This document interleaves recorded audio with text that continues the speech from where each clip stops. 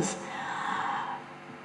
कमाल के हैं, लेकिन ऑथेंटिसिटी जो होती है ना, ओरिजिनलिटी, ऑथेंटिसिटी के लिए आपको बहादुरी की ज़रूरत है। और ये जो एक खौफ का जो मुस्तफ़ा बात कर रहे थे, एक मुआशरा बनाया गया है, खौफ, कुछ बोलो मत, ये कहानी कंट्रोवर्शियल हो जाएगी, अक़लियतों के बारे में बात ना करो, इस चीज़ के बारे में बात ना करो। ये एक खौफ का जो एक पर्दा घेर रहा है हम सब पे। मैं 1980s का बच्चा हूँ। MRD मूवमेंट मुझे याद है, जब मैं छोटी सी थी, हमें सड़कों पे अम्मी लेके जाती थी, हम लोग नारे लगाते थे, हम लोग हक के लिए आवाज़ उठाते थे। अब वो मुआशरा नहीं रहा, अब एक बहुत जेन्युइन खौफ है, और उस खौफ से ये होता है ऑथेंटिसिटी चुप हो जाती है, खामोश हो जाती है। और एक बहुत आसान है कि आप डायरेक्टर को ठेकेदार बना दें, क्योंकि एक फार्मूला चल रहा है और ठेकेदार बस उस फार्मूला के मुताबिक हाई राइजेस बनाता जाएगा और ऑथेंटिसिटी दबती जाएगी, आवाज़ें दबती जाएंगी। It takes a lot of courage to break out of that, because you are risking the fact कि रेटिंग्स नहीं मिलेंगी, व्यूअरशिप नहीं होएगी, लाइक्स नहीं होएंगी, whatever, but you are risking it all, but you are staying true to the story. वो जो एक बात है, देर आर स्टिल, जो एक ये बात हम कल रात से कर रहे हैं कि इंडिपेंडेंट प्रोड्यूसर्स कितने हैं अब पाकिस्तान ड्रामा इंडस्ट्री में। वो तो खत्म हो गया। तो में 3 ऑब्सेशंस होते हैं, खाने की ऑब्सेशन है, एक मजहब और एक शादी। अब जिस ड्रामे को आप देखें, द इंटायर, उस लड़की, एक तो there is no characters, there is no protagonist, there is hero and heroine, and then there is शादी।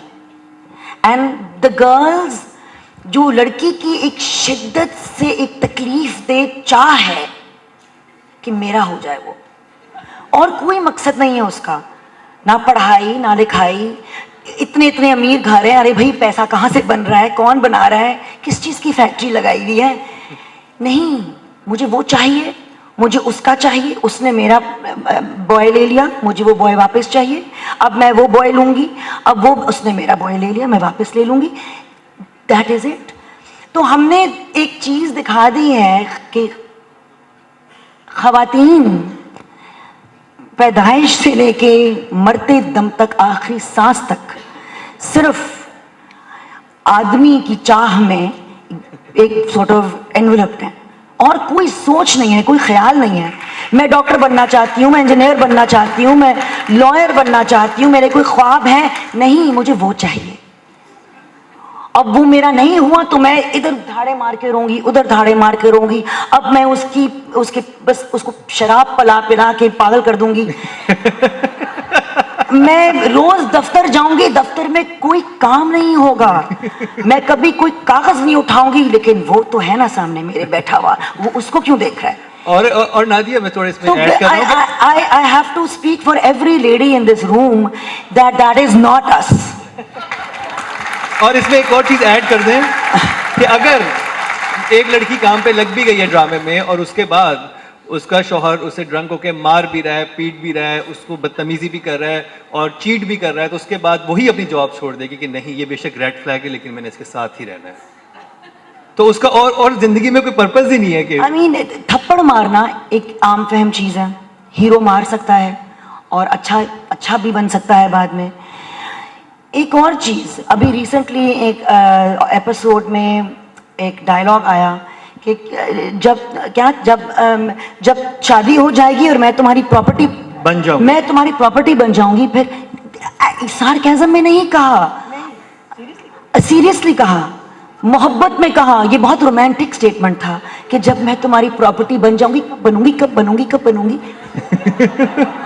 तो ये एक झूठ है जिसको हम किसी न किसी वजह से बहुत रेटिंग्स देते हैं और बहुत व्यूअरशिप मिलती है। और मेरे ख्याल में if there are 2 things I want to change in our drama industry right now, and I love our drama industry, I am who I am because of it. One is the technical upgrading, जो मरीना जी कह रही थी, जो हाइसम बात कर रहे थे, sound and then the support network जो एक डायरेक्टर को चाहिए होता है, और दूसरा ये अजीब पेट्रियार्कल मिसोजिनिस्टिक झूठ, क्योंकि हमारे माशरे में कमाल की ख़वातीन हैं, उनकी कमाल की कहानियाँ हैं, वो कहानियाँ क्यों नहीं सामने आ रही? तो that is the second thing I'd like to change, that this horrible image of Pakistani women just being desperate for marriage and men.